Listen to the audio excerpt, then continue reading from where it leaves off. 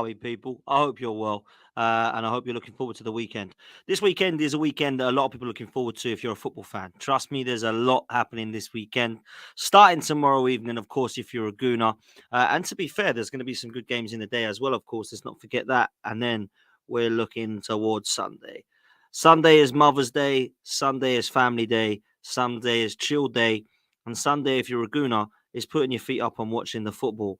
But first, we have a job to do, and that's to beat Brentford tomorrow evening. The 5:30 kickoff, of course, is going to be upon us, and we are going to be there, and we are going to be watching Arsenal. Hopefully, keep this form going because it's going to be an exciting game for the pure fact that everybody's looking at us right now as the team that's destroying people, and I hope that continues. I really do. We're going to touch on that quickly. We're also going to talk about how Alan Shearer has come out randomly and digged out Mikel Arteta. Nobody understands why. We're going to touch on the title race game Sunday, which will be Man City against Liverpool, who will be travelling. Man City will be travelling to Anfield. Some news on that as well. Some mind games, not just between Trent Alexander-Arnold and Haaland, but also now between Pep Guardiola, who has made a comment suggesting that Arsenal might be more of a title threat than Liverpool. More on that to come. And I'm going to tell you why people are talking about Arsenal winning the league and what might it be that makes people believe Arsenal might just have what it takes this season. So we're going to talk about all those things. Before we do that, I need you to do me a favor. I need you to smash a like on this video, please. I need you to subscribe to the channel. We're at 16.8. We need to get to 17 as quickly as possible. So let's make sure that we can get as close as we can to that so that we can get closer and closer and closer and closer to the 20k target. It'd be amazing if you could be a part of that community. All you need to do is hit the thumbs up, which is a like, then a subscribe. Both of those things are absolutely free. If you do want to do one or two things to support the channel, however, you can click join and become a member. Or what you could do is you could put in a super chat and ask questions. Any questions you want, please put a Q at the start of it so that I can star them. And then we'll go through some of the questions after we've done a little bit of a roundup of tonight's show. So let's take a look at some of these tweets of today that I've either made me smile or maybe raise my eyebrows or maybe look a bit further into. I'm kind of surprised by some of them. Let's start with Alan Shearer. I don't know where this has come from. This is a pundit who, for whatever reason, has taken out a little bit of a dig at Mikel Arteta. I don't quite know where it's come from. He's a Newcastle fan. I don't think he's got any understanding of, any understanding is the wrong word, sorry, any interest, should I say, in who wins the title. I'm sure he's got his preference, but he's come out and had a little bit of a dig at Mikel Arteta, and I'm going to read out what apparently he has said. This is, excuse me, off of the Gunners.com Twitter. It's come from The Athletic, and it's come from the direct quotes of Alan Shearer, who has said, "I have never worked under an Arteta kind of manager. Someone manically telling you exactly where to stand or exactly what to do. I've always been of the opinion that if you're a good player, you know that stuff anyway. If I felt I needed to drift out to the right or left or even drop deep, I'd do it myself. And as a captain, I felt I had authority to tell my fellow players to do something. If it needed saying, I would say it. What I wanted from my manager was to be led, guided. I wouldn't have enjoyed being ranted at from the touchline. And I can't remember it happening too many times. Why would I hated it? Professional pride. Playing in front of thousands of people in the stadium, millions at home on TV. You don't want to be embarrassed. It might sound thin-skinned, but teams are delicate. Relationships hold them together." So my first question is, why the hell is he caring? Why does it bother Alan Shearer whether Mikel Arteta is quiet as a mouse sitting down, or if he's standing up, or if he's running up and down the touchline ranting and raving, as he calls it? I don't get it. I don't understand why he's had a dig. Maybe someone can explain it to me in the chat. Why is Alan Shearer getting involved in trying to take any of the kind of heat towards Mikel Arteta's style of management in terms of standing at the sidelines? It's something I actually have talked about before, but never really bothered me. I like the passion. I like the desire. I like the drive. I like the fact that he's got the enthusiasm. I think it is definitely bringing energy to the team, and I've never really cared about it. It's one thing that I have given him some praise for. Trust me, I've given him criticism. You've all heard it as to why. But that's something I've never criticised him for. Something I could have, and it's something that those that are not happy about Arteta just pile on him as well. Oh, and another thing, he goes nuts and nuts when he's on the sidelines. I don't really care, if I'm honest. Like, to me, Emery did it as well. We had a chilled out period under Arsene Wenger for the best part of 20 to 25 years where he just stood there and chilled out. And if he did that or he did that, it was rare. So for me now, seeing Mikel Arteta doing that doesn't bother me one bit. But apparently it does Alan Shearer. So let's break that down a little bit. I never worked under an Arteta kind of manager. What does that mean? What does that actually mean? He's gone on to say that it's someone manically telling you exactly where to stand or exactly what to do. Pep Guardiola does that. Jurgen Klopp does that. Unai Emery, I've just said, does that. Diego Simeone's a madman on the sideline. Antonio Conte's a madman on the sideline. Jose Mourinho, famously, when he was a Porto manager, went running down the touchline when he beat Man United. So what kind of manager is he talking about then?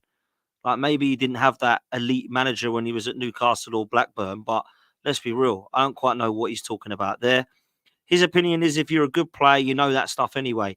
That's not the idea of being a manager, though, is it, Alan? You don't just put out 11 players and go, right, I'm going to go sit down in the dressing room and chill out. Let us know when the game's done. You know what to do. You're all professionals. Don't get it. What's the point of having a manager then? Very bizarre thing to say.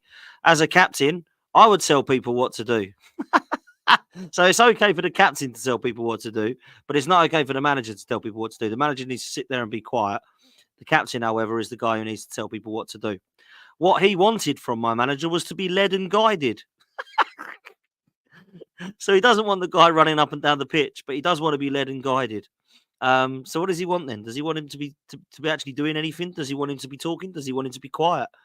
Bizarre. I wouldn't have enjoyed ranting and raving from the touchline. Why? Feeling embarrassed. You're a professional footballer, mate. You're on the pitch. You're on the pitch in front of millions of people. Why would standing next to a manager who's running up and down make you believe that that is embarrassing? Just do your job, man. It's just bizarre. So don't understand that one, I'm afraid, Alan. Makes absolutely no sense to me one bit. And yeah, I'm a big fan of Alan Shearer, but I just found it very bizarre. I don't understand it. It doesn't make much sense to me as to why he's come out at this time and said this. It's not like Arsenal are playing Newcastle or Arsenal got Blackburn in the FA Cup or something. That's the only reason I can believe that he would come out and say such a thing. It makes absolutely no sense to me. So very, very bizarre. Not that it really bothers me too much, but it has bothered some people. So I thought I'd bring it up because it's in the news and it's topical right now. Bit of a strange thing to say, if I'm honest. A lot of people in the comments sort of not understanding it either, saying he's a bit old school. Yeah, maybe it is that. Maybe he is a bit old school, man. Make sure we hit the likes, please, people. Be good to get your likes up and the subscribes up as well. One thing I would like to do as well is mention this situation with Pep Guardiola, because there's a huge game between Liverpool and Manchester City. And I must say, I am absolutely buzzing for it. But we need to do our job first. Otherwise, it won't be as enjoyable, will it? But the mind games have started. We all saw Trent Alexander-Arnold, who came out and said, oh, our trophies mean more than Man City's because we did it the right way. And we didn't spend billions of pounds. Liverpool spent enough money. Yeah, they spent 70 million on Van Dijk, another 70 on Alisson. They spent lots of money on players combined, such as Firmino, Mane and Salah. Jordan Henderson at the time was about 25, 28 million, which was a lot of money back then in 2010 or whatever it was that they signed him.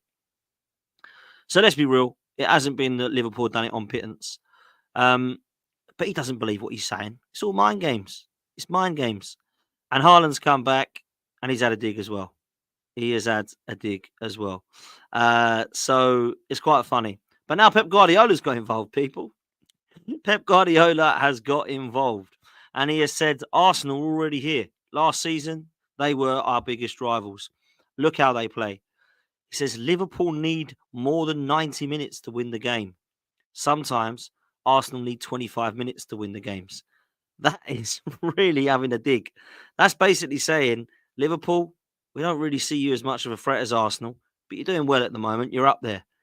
Wow, the cheek, the absolute cheek. This team have gone toe to toe with him for the best part of a few years now. The last 5 years, Liverpool with Pep and Klopp have been going at each other. And what, 1 year now with Arsenal and Arteta? And his like mate, let's be real, because they are mates, Pep and Arteta, is now better than him. Come on, man. Like he knows better than that. We know what he's doing. He wouldn't do this if it wasn't a Liverpool Man City weekend. Um, Pep Guardiola aims dig at Liverpool and suggests that Arsenal are a bigger title rival, apparently. Um, that's where it's come from. It is absolutely mad, isn't it? It's crazy.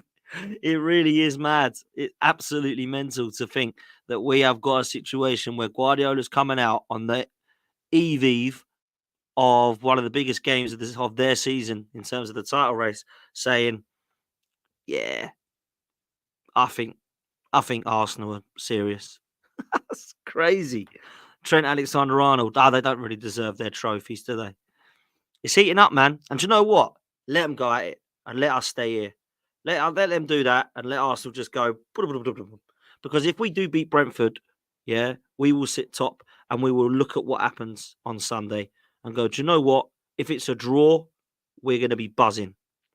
We're going to be buzzing because that is going to be a situation where Arsenal can look down for the first time and go, wow, there's 10 games left and we're in a situation right now where it's looking very, very good for us.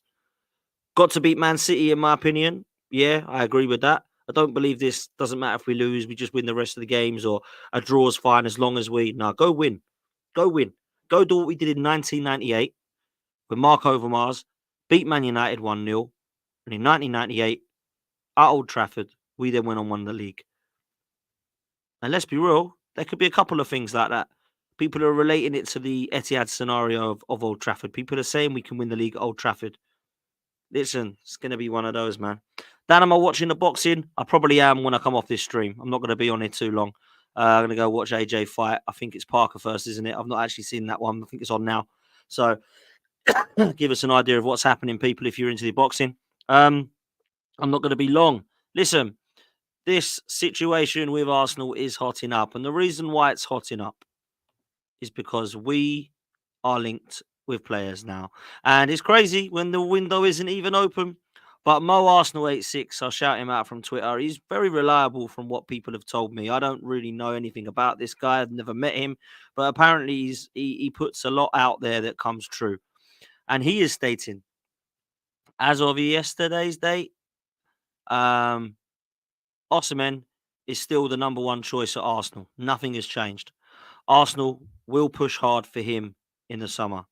If it becomes financially unviable, I'd not be surprised if they moved away from signing a centre forward altogether and focused all our resources on other areas of the team, such as a winger or a midfielder. Now, I don't know how to take that, guys. I can take that in one way to see it as extremely positive that Osimhen is the player that Arsenal are going for. That could be a positive. Some people might look at it and think, I don't want Osimhen. I want Ivan Toney. I want Ollie Watkins. I want Victor Gyökeres. I want Alexander Isak. The list will go on, right?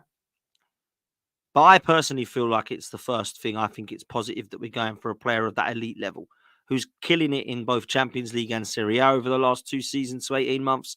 And then you look at what he could do with his age, with his attributes, and in a team that's surrounded by quality at the moment, creating chance after chance. That must be a positive, right? The second part to that is if it becomes financially unviable. Now, we spent 105 million on Declan Rice. It does not look financially unviable next season to release the clause of Victor Osimhen, which I believe is around 112 million. That's going to get you an absolute baller in front of goal. There's a risk. Of course there is. He's not suited to the league. He's coming to a different place. He's not firing on all cylinders at times this season. But he's still young and he is a beast, by the way, but he's still young and he's got time to grow. But I feel like it would be financially viable. But the last part there, if it becomes financially unviable, they will look towards wingers and central midfielders. Now, the problem I've got with that is we need all of these. We need a Pedro Neto type winger. We need a box-to-box midfielder, as well as a Zubimendi type that people say we need to be linked with, and an Osimhen striker. And I still feel that we need a right-sided centre-back that can come into this side if Saliba's injured. So when I look at the likes of a right-sided centre-back like Diomande over at Sporting Lisbon, when I look at the winger of Pedro Neto, I've always thought was a baller. Osimhen, we've mentioned. Somebody like De Jong, even though I think that would be unrealistic if we're getting Osimhen. Or, I've said it before, Kefren Turam, Yusuf Fofana type, as well as Zubimendi. We're talking about potentially 5 players here. That means Arsenal have got to try and sell players so that we don't mess this FFP profit sustainability stuff up. And the only players we can really be selling are the ones that we need to get rid of. Now, Cedric and El Neni are going to go. There's a couple more that might leave on freeze. But then you've got to be looking at getting a few £1 million for Tavares, Patino, Lokonga, Marquinhos, Eddie Nketiah, Reece Nelson, potentially Smith Rowe, potentially Partey if he isn't going to be fit for the rest of this season. Other players such as Kieran Tierney, Aaron Ramsdale. But if you add that up, realistically, how much are we going to get? Probably close to 150 to 200 million. So if you add that then again to a 250 million pound wage fund that we're apparently going to have, if we've got a war chest of 250 and we're adding another 150 to it, my maths ain't great, but that sounds like a hell of a lot of money. So if we've got close to, say, 350, 400 million to spend, we can get those players. 100% we can get them players. So if you look at the De Jongs and the Victor Osimhens and the Pedro Netos and the Diamandes and these type of players, you're sitting there thinking, I never thought this would be realistic, but you know what? We can get about 4 or 5 of these players that I never thought we were going to be getting. So I don't know, man. That's where I'm at with Arsenal right now. So it's interesting for the future of Arsenal Football Club to see where we're going to be going with the likes of the transfer window round the corner. Before I go into this weekend's results, before I go into my prediction on Arsenal, before I look at how I believe the weekend will pan out, let me remind you to support our sponsors. Football Prizes is back, people. Football Prizes is back, and it's back with a bang. Make sure you go to footballprizes.com. Link is in the description. Make sure you put your tickets in. If you're a Chelsea fan, there is a chance for you to win a signed John Terry shirt framed picture, the lot. Make sure you are in with a shout. You can get a Salomon Kalou and Ramirez instant prize as well if you're in with a shout for that one. For the cost of $195, you can win a trip to the UFC with Conor McGregor signed memorabilia, and also a trip for 2 to Dublin in May, which will be an unbelievable weekend. Always wanted to go to Dublin and never have been able to go. Paolo Di Canio, probably one of West Ham's greatest Premier League players, signed shirt for him as well. Marcus Rashford, Wayne Rooney. If you are a Manchester United fan, then make sure that you're involved in that one. If you're a Forest fan, you can get a signed Forest shirt with Danilo on the back. If you're a Leeds fan, there's Leeds memorabilia, and one of my 2 favourites here, Trent Alexander-Arnold from Liverpool, if you're a Liverpool fan. But my favourite, of course, Declan Rice, signed memorabilia, shirt, 41 on the back, with the highlight reel. Kai Havertz, signed shirt as well. $4.95. Mine's gone in. Has yours gone in? Make sure you get the ticket. Only, 10 days to go. So let's make sure that you're in there.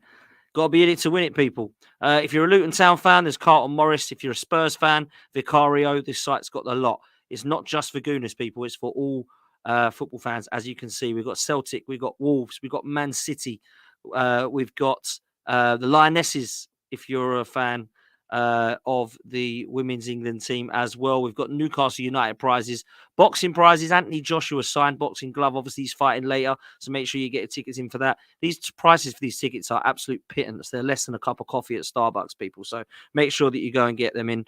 And a ticket to chance to win Aston Villa versus Wolves in the hospitality. This has got to be done, people. So make sure that you are in it to win it. Now, this weekend is huge. As I have mentioned previously, Arsenal tomorrow night. We have to get the job done, man. We have to get the job done. Aaron Ramsdale will be starting in goal. And I hope he has a blinder. He will get a great reception. There is no doubt about it. It will be his last Arsenal game. His last game in an Arsenal shirt. It will be sad. I think he will come round at the end and clap us and thank everyone because I think he knows it. He's got to go and get first team football. At his age, knocking on the door of England behind Jordan Pickford, he's got to go do it. So maybe it's a good signing for Man United, Newcastle, Chelsea, wherever he goes. But I'll miss him. I will, because he's been a fantastic player for us for the last couple of years. But I hope he goes out of a bang and has a clean sheet tomorrow and a great performance. Back line, I don't expect to see the same. I expect to see Ben White at right back inverting. I expect to see Kivior at left back. I expect to see Gabriel and Saliba. And then we come to the midfield. Do we go with Declan Rice, Erdegaard, and Smith Rowe in this one? Or do we keep it the same with Jorginho, Rice, and Erdegaard? I would keep it the same. A lot of people are saying they might switch it around because they're worried about Porto on Tuesday. We've got 3 games in March, people. 3 games. They can't be worried about being knackered. So for me, I've got to say, keep it the same. The only thing that could happen, the front 3 could change. Jesus is back. Martinelli got a knock. Saka wasn't well. They both travelled. They both should be fit. So I expect to see them all playing. Havertz, I expect to remain in the number 9. But will he put Trossard on the left? Will he put Trossard and Hazard together? Will Jorginho drop out the side? There's a lot that can happen now in this side, man. There's a few more rotated options, a little bit more strength in depth, still more needed. But let's be real, we've got to actually look at where we want to go as a football club. Jorginho, a lot of people are saying has to be fit for Porto. I think he's going to play for sure. Thomas Partey, will he come on? How many minutes will he get? He looked rusty against Sheffield United. But is it something that we do 25 minutes left instead of 10, 15? Do we start to get him a little bit fitter? Does he play against Porto? Or is it, of course, Jorginho? A lot of question marks now.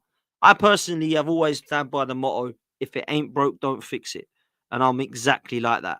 I personally just need to see this team keep going, show the momentum they have done in the last few in the year of 2024, and keep this going, man. Liverpool, Man City. I'm going Man City.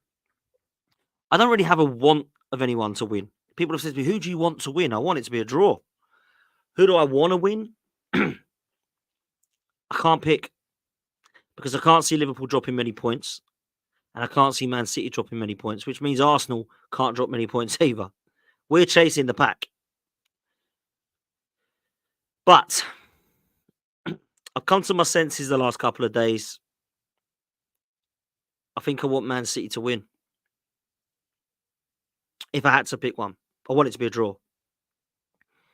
Because I think Liverpool, if we lose to Man City, I think if Liverpool win tomorrow, I don't know where we claw back 5 points from.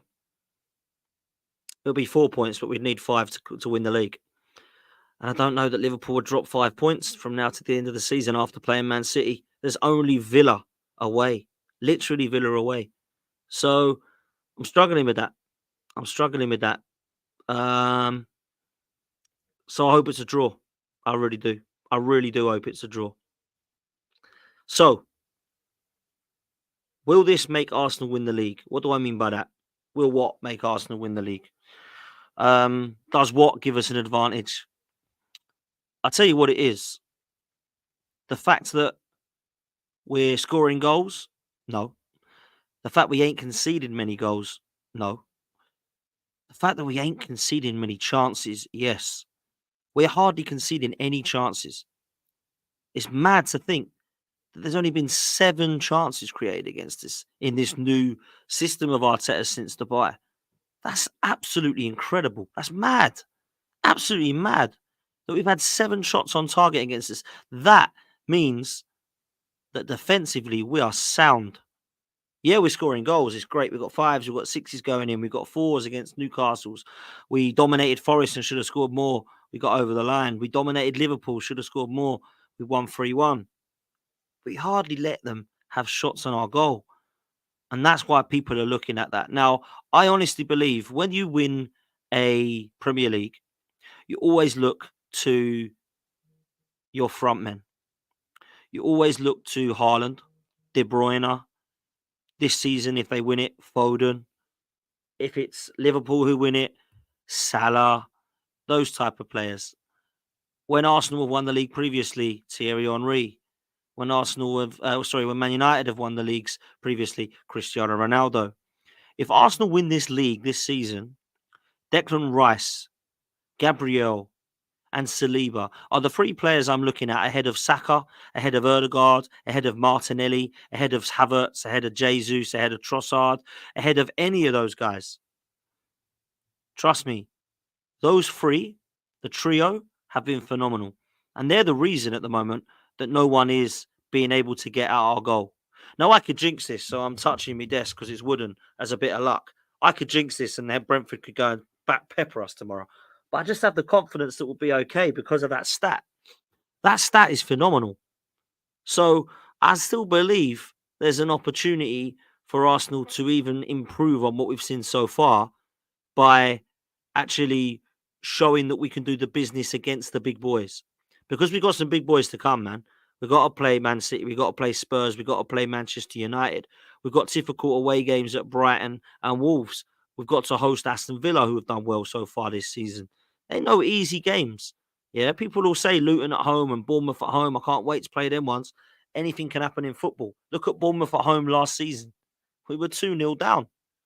And we had to come back to win 3-2 with a Reece Nelson 97th minute of 6 minutes injury time winner. So we don't know what's going to happen. Everybody thought Arsenal would blitz Southampton last season at home. We ended up drawing 3-3 and being 3-1 down.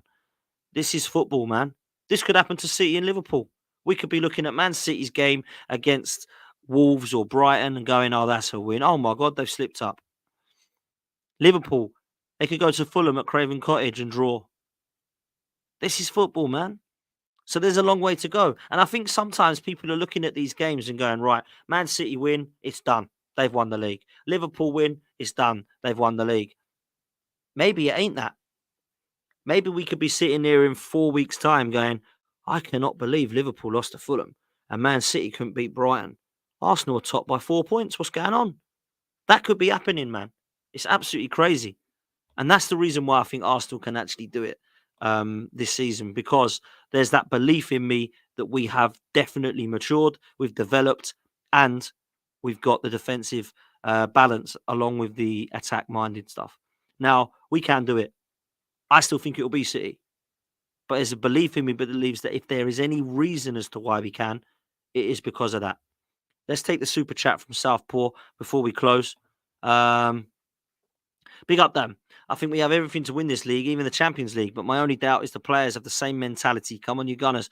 Listen, that is a massive thing. I was listening to Martin Keown's interview today with Robbie and James on AFTV talking about the mentality of the sides back then when he was winning things, Invincibles, etc., etc. And he's absolutely bang on, man. He's absolutely bang on. But there's something about this side that shows they've got a little bit of maturity in them. And I'm hoping that the manager has as well, grown alongside that. They can grow together. They can develop together for sure. But they need to get across the line. And I really hope that Mikel Arteta can do that, man. That's what I really hope. I'm going to take a couple of questions before I wrap up because obviously the boxing's on and I do want to go watch that. Jake says, much love, Dan. How much more does Havertz have to do before you consider it a successful signing? A successful signing means that he's contributed towards Arsenal doing good. And doing good to me is not just winning a few games. Doing good is actually like, do you know what? We've won something, and Havertz has been a massive success for that. Now, that might be quite harsh because there's been successful players at Arsenal so far under Arteta that haven't won anything. So I'll make it a little bit fairer. If I can see that this season comes to an end and he's contributed by the end of it to be one of our better players or one of the reasons as to why we're winning football matches, it'll be considered as a successful signing. That's for sure. Niffin says, hi, Dan. If we can't sign Tony, some reports are saying we won't, who would be your next option? Osimhen, for sure. There were the two. I don't think Watkins or Gyökeres are quite up there with those names, but I do, out of the ones that I'm mentioning, listen, any of those four could be absolutely ball at Arsenal. I like what I'm seeing from Gyökeres a lot, if I'm honest. But yeah, Osimhen, I think, man. Osimhen, I think. Chaitanya, big up yourself, my bro. I hope you're well. He says, big up, Dan. I never approved Havertz's signing, but do you think his recent form has made him a regular starter for the remaining games? 100% he's a starter now. That's like definite. Jesus isn't getting back in this side as a number 9 for sure. Neither's Trossard. Havertz deserves what he's getting right now, and that's a lot of praise in that position. And I didn't give him a lot of praise at the start. I didn't see him as a midfielder. I really didn't. I really didn't see him as a midfielder. I wanted his attributes to be used further up the field, and I can see now why that had to happen. And I believe everyone else can see why that had to happen now as well, man. So that's where I'm at. Uh, my prediction for tomorrow is Arsenal 3, Brentford 1. That's my prediction. I hope we get more than that. I'd love another 4-5-0. There's no reason why we can't score goals, guys. That whole back line is out. They've got Ivan, Tony, and Wemu. But other than that, let's be real. At the back, they're depleted. So we got to go and cause some damage tomorrow, man. And I hope that we do. I really do. If anyone wants to come and say hello tomorrow, we'll be in the shade beforehand. We'll also be down at Block 5. Come and say hello. We'll be on the concourse, Block 5 at the Emirates. If anyone is down there, we always try and meet people there, have some singing and some drinks and some cheer and some chats about football. So if anyone wants to come to Block 5 on the concourse and see us, those that do have season tickets, please make sure you come and say hello. Until then, we'll see you next time. Take it easy. And of course, up the Arsenal.